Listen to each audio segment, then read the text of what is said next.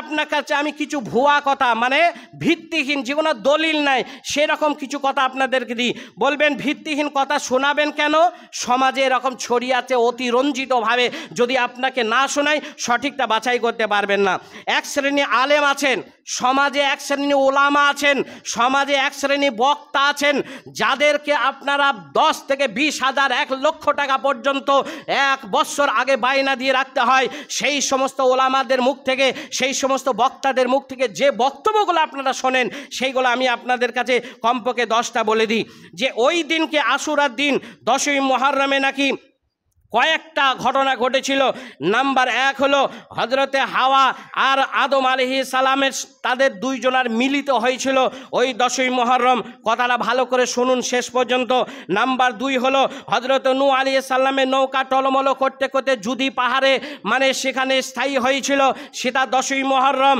এবং 3 নম্বর হলো ইব্রাহিম আলাইহিস সালামের সঙ্গে নমরুদের যুদ্ধ হয়েছিল, সেই যুদ্ধের দিনটা হলো 10ই মুহররম। 4 নম্বর হলো হজরত আদম আলাইহিস সালামের দোয়া কবুল হয়েছিল, তার মানে তিনি যেদিনকে জান্নাতের ভেতরে ছিলেন, মানে শয়তানের ওয়াসওয়াসায় যেদিন মানে গন্ধমের ফল খেয়েছিলেন, সেই দিনকে তিনি বলেছেন রব্বানা যালামনা আনফুসানা ওয়া ইল্লাম তাগফির লানা ওয়া তারহামনা লানাকুনান্না মিনাল খাসিরিন। এই দোয়াটা যেদিন কবুল হয়েছিল সেই কবুলের দিনটা হলো 10ই মুহররম। 5 নম্বর হলো হজরতে ইউসুফ আলাইহিস সালামকে যে তার 10 ভাইরা কুয়াতে ফেলে দিয়েছিল, সেই কুয়া থেকে পরিত্রাণ পেয়েছিল 10ই মুহররম। 6 নম্বর হলো ইয়াকুব আলাইহিস সালাম অর্থাৎ ছেলের শোকে মানে তিনি দুঃখে মানে কষ্টে হয়েছিল, চোখ অন্ধ হয়েছিল, সেই দিন যদি অর্থাৎ দৃষ্টি ফিরে পেয়েছিলেন 10ই মুহররম। ঈসা আলাইহিস সালামকে আকাশে উঠিয়ে নিয়ে তাকে পরিত্রাণ দেওয়া হয়েছিল 10ই মুহররম। আইয়ুব আলাইহিস সালামকে রোগ থেকে মুক্ত করা হয়েছিল 10ই মুহররম। হ্যাঁ, এবং ইউনুস আলাইহিস সালামকে যে মাছে গিলে নিয়েছিল সেই মাছের পেট থেকে তাকে পরিত্রাণ দেওয়া হয়েছিল, বাঁচানো হয়েছিল 10ই মুহররম। এবং মুহাম্মদ সাল্লাল্লাহু আলাইহি সাল্লামের জীবনের সমস্ত গুনাহকে ক্ষমা করে দেওয়া হয়েছিল 10ই মুহররম। সবাই একবার জোরে জোরে অন্তর থেকে বলুন তো আস্তাগফিরুল্লাহ। একটু জোরে বলেন না আস্তাগফিরুল্লাহ। মনে ইচ্ছা হলো না? এগুলা মানে নবীদের নামে মিথ্যা বানাওয়াটি তহমত ছাড়া কিচ্ছু নয়। এই ঘটনাগুলো একটাও নয়, ঘটেছে পৃথিবীতে ঠিক, কিন্তু ওই দিন ঘটেছে। এগুলা মানুষকে অতি রঞ্জিত করে শোনানো হয়, আর মানুষ শুনে বলে হা হা তাই তাই তাই তাই তাই, বাস ও একবার মানে মাতোয়ারা হয়ে যায়। আর তাকে 10,000 দিয়েছে, আগামী বছর আবার 20,000 দিয়ে তাকে বায়না দিয়ে রাখে আবার পরবর্তী ঘটনা শোনার জন্য। এগুলো একবার বানাওয়াটি কথা, মিথ্যা কথা, ভিত্তিহীন কথা, একটাও দলিল নাই।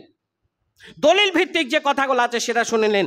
ওই দিনকে 10ই মুহররমে দলিল হলো, যেটা দলিল পাবেন সেই দলিল ভিত্তিক হলো, একটা হলো মূসা আলাইহিস সালাম ফিরাউনের কবল থেকে পরিত্রাণ পেয়েছিলেন 10ই মুহররম। এটা দলিল ভিত্তিক কথা, এটা বানাওয়াটি নয়। এবং হোসাইন রাদিয়াল্লাহু তাআলা আনহু শহীদ হয়েছিলেন 10ই মুহররম, এটাও সত্য ঘটনা, এটাও মিথ্যা নয়।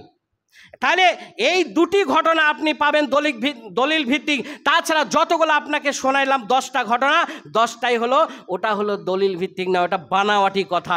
ওই কথাগুলো কোথা পাবেন সে দলিলটাও আপনাদেরকে জায়গাটা বলে দিন, নাহলে খুঁজে পাবেন না। তো ওই ঘটনাগুলো আপনি পাবেন